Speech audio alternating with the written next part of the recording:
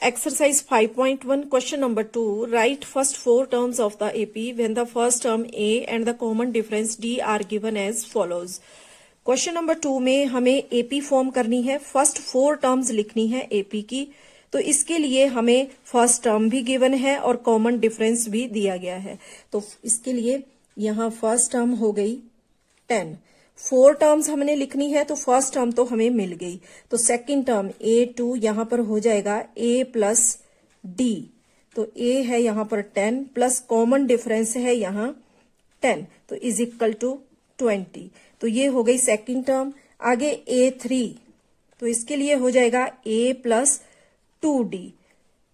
ठीक है, 2D क्यों होगा? देखो फर्स्ट टर्म यहां पर 10 है और सेकंड टर्म है यहां पर 20। तो सेकंड टर्म जो हमारी बनी तो यहां पर डिफरेंस जो है वो डबल हो गया 2D। तो A होगी यहां पर 10 प्लस 2D, 2 मल्टीप्लाई D है 10। तो ये हो जाएगा 10 प्लस 2 10 जा 20 इज इक्वल टू 30। तो इस तरह ये निकलेगी इसकी A3। अब आगे फोर्थ टर्म, तो फोर्थ टर्म के लिए A प्लस 3D।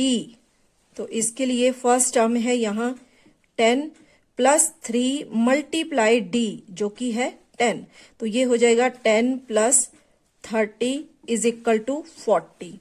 तो हमें फर्स्ट फोर टर्म्स इसकी निकालनी थी। तो हमारे पास यहां आ गया A1 is equal to 10, A2 is equal to 20, A3 is equal to 30, A4 is equal to 40। तो इसको हम AP की फॉर्म में लिख लेंगे 10 20 30 40।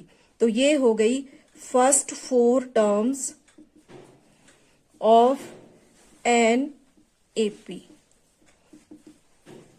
तो अब देखते हैं इसका सेकंड पार्ट। तो सेकंड पार्ट में हमें गिवन है कॉमन डिफरेंस और फर्स्ट टर्म हमें दी गई है और आगे की 3 टर्म्स हमने और निकाल लेनी है।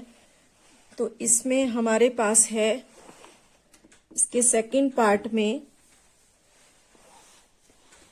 A इज इक्वल टू -2 और कॉमन डिफरेंस इसमें दिया है 0।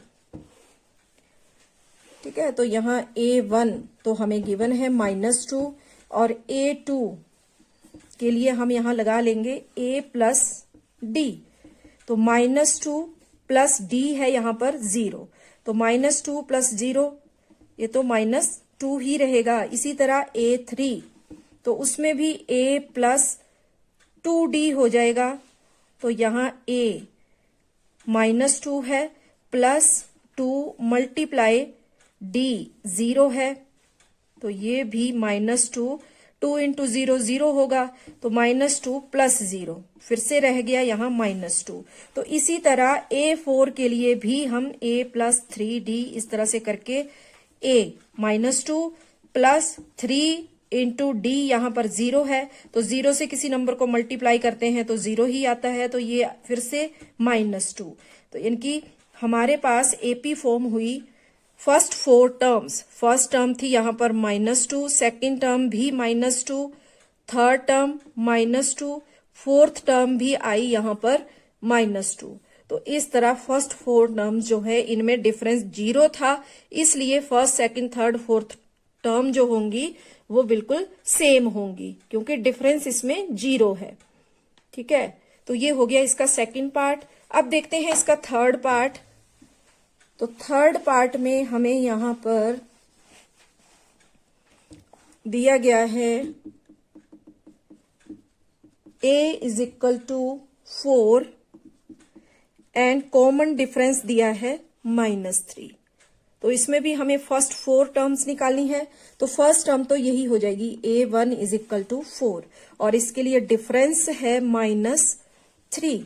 तो A2 निकालने के लिए हम कर लेंगे A प्लस D। तो A है यहां 4 प्लस D है यहां पर -3। तो ये हो जाएगा 4 plus into -3 is equal to 1।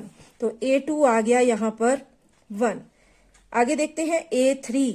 तो A3 के लिए हमने कर लेना है A प्लस 2D। तो A है यहां पर हमें गिवन है 4 प्लस 2d, 2 मल्टीप्लाई d, तो 2d डिफरेंस हमें दिया है -3, तो ये हो जाएगा 4 प्लस इंटू माइनस, -2 3 जा 6, तो ये हो गया -6, तो 4 - 6 ये हो जाएगा -2। देखो दोनों नंबर के साथ डिफरेंट साइन है, प्लस माइनस, तो करना तो इसमें माइनस है लेकिन साइन लगेगा बड़े नंबर का। 6 यहाँ पर बड़ा नंबर है इसलिए उसी का साइन यहाँ पर आएगा, इसलिए 4 - 6 हुआ -2। आगे करते हैं A4, तो उसके लिए A प्लस 3D, तो A है हमारे पास 4 प्लस 3 इंटू D है -3।